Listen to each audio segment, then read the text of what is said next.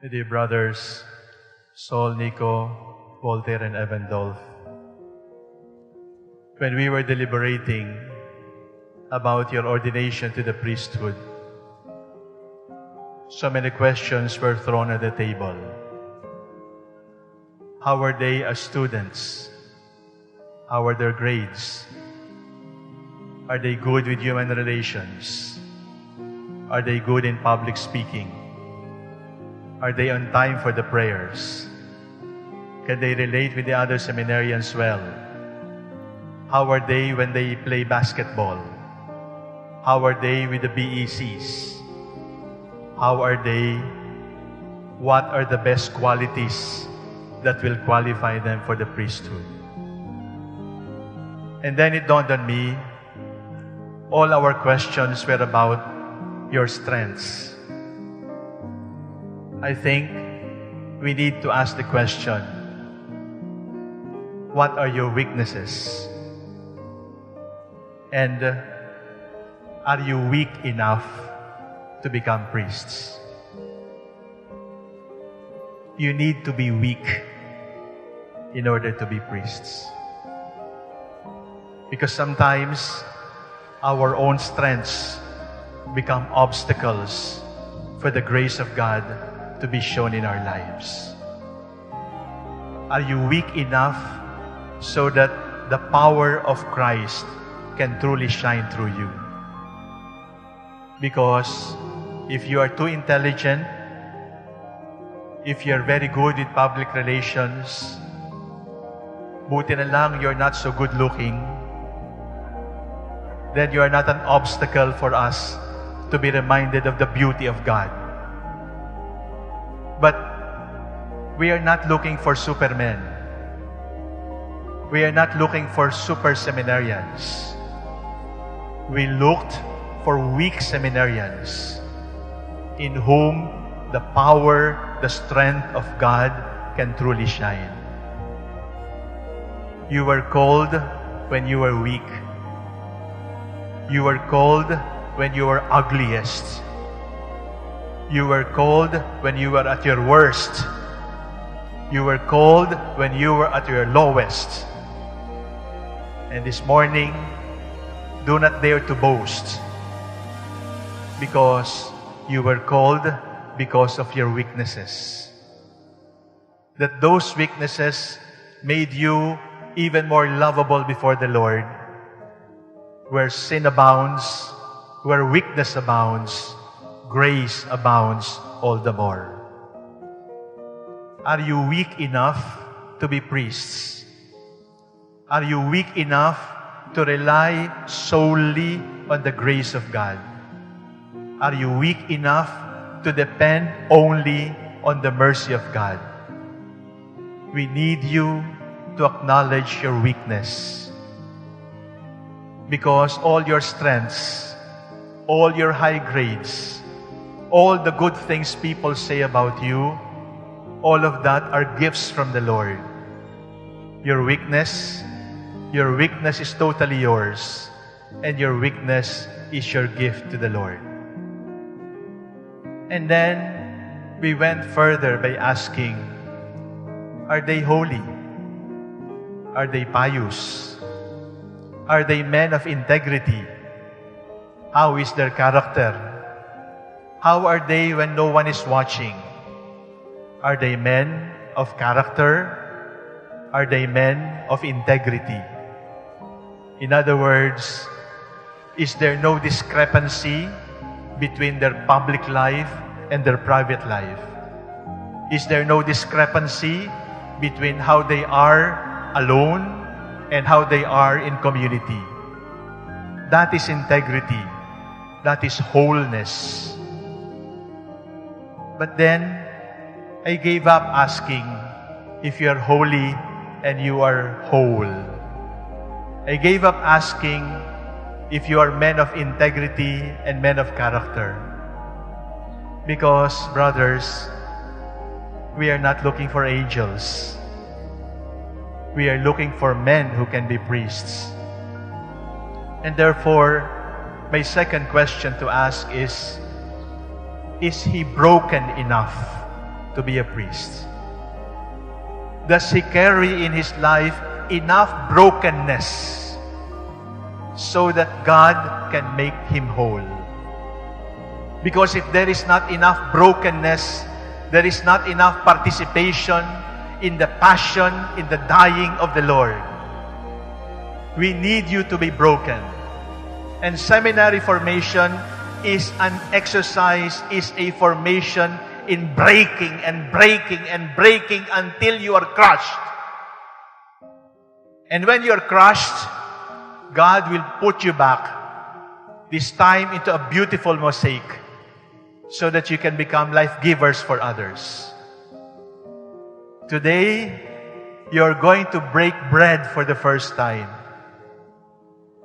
Be careful with the breaking of the bread, because you're breaking the body of the Lord. And if you break the body of the Lord, you also promise the Lord, Lord, break me. I give you permission to break my body. Brothers, sometimes that breaking can come from our own foolishness, from the stupidity of sin, for playing with fire, for waltzing with temptations, saying, kaya ko to. No, don't dare. You will hurt yourself, you will hurt the church. Brothers, I need to warn you, sometimes that breaking of your heart can come from me. I might hurt you. Or from your brother priests. They might hurt you. But when you are hurt by your brothers, when you are hurt by your archbishop, consider it as a breaking, so that you may be finer and finer, so that more and more you can become life givers. But most of all, that breaking can come from the Lord. Do not run away. Do not shield yourself from it, because the breaking that comes from the Lord can only make you holier priests. There is no holiness without breaking. There is no holiness without a willingness to be broken like the body of the Lord. If they crucify you, say thank you for giving you an opportunity to die like the Lord. If they gossip about you, if they ignore you, if they take you for granted, if they calumniate you, whisper a prayer of thanksgiving, because when they break you, you share in the breaking of the body of the Lord, and that is your path to holiness. Are you weak enough to be priests? And have you been broken enough to receive ordination this morning? And then we went on. With our times, we priests are threatened with so many things. In the past 1 year, 3 priests have been shot. And bishops have been ordered to be killed and shot. Walang silbi, barilin. Your faith is being shaken. You are now priests of a hypocritical church. And according to them, 90% homosexuals. And then the question was asked, are they brave enough to hurdle the storm? Are they brave enough to defend the faith? Or are they afraid? Are they cowards? We were looking for brave men. We are looking for courageous men to stand up for the faith, to be martyrs for 2018, 2019, and beyond. But then, I ask myself, is it only bravery that we need? Is it only courage that we need? Is it only fear that we have to fight? My third question, my dear brothers, is, are you afraid enough to be a good priest? Yes. The question is correct. Are you afraid enough so that you can be good priests? You must be courageous against error, but you must be afraid of sin. You must be brave to stand up for the Lord, but you must be a coward to be separated from Him. In other words, in the priesthood, there is no such a thing as no fear. You must be afraid. You must be sufficiently afraid. You must be afraid of hypocrisy. You must be afraid of celebrating the Mass in sacrilege. You must be afraid of lying. You must be afraid of lust. You must be afraid of abusing your sexuality. You must be afraid of cheating money from the church. You must be afraid of stealing money from the people. You must be afraid of comfort. You must be afraid of convenience, because all of these distract you from your real vocation. You're going to receive a lot of money. You're going to receive a lot of food. You're going to receive a lot of clapping. But be afraid to be celebrities. Be afraid of sin. Be afraid of looking for applause from people. Look for the smile of the Lord. Search for the smile of the Lord in everything that you do. Be afraid to lose Him. Because when you lose Him, even if they call you Father, you are lost.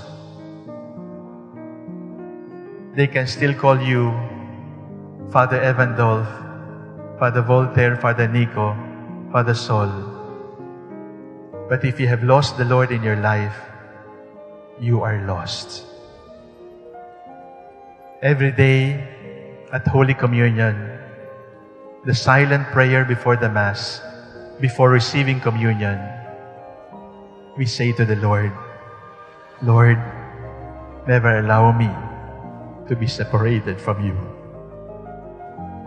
Be afraid of that. Do not be afraid of death. Do not be afraid of sickness and old age. Be afraid only to be separated from the Lord. Are you weak enough to be priests? Are you broken enough to be priests? Are you afraid enough to be priests? My dear sons, my dear brothers, how I wish I can promise you a life that is easy and always peaceful. How I wish I can promise you a life where no people will oppose you. A life of always a fulfilling ministry. But that would not be so. It cannot be. Because when God told you, come follow me, He actually meant, come and die with me. Every moment of your life from here on should be a daily dying. When you break the bread, say to the Lord, break me too.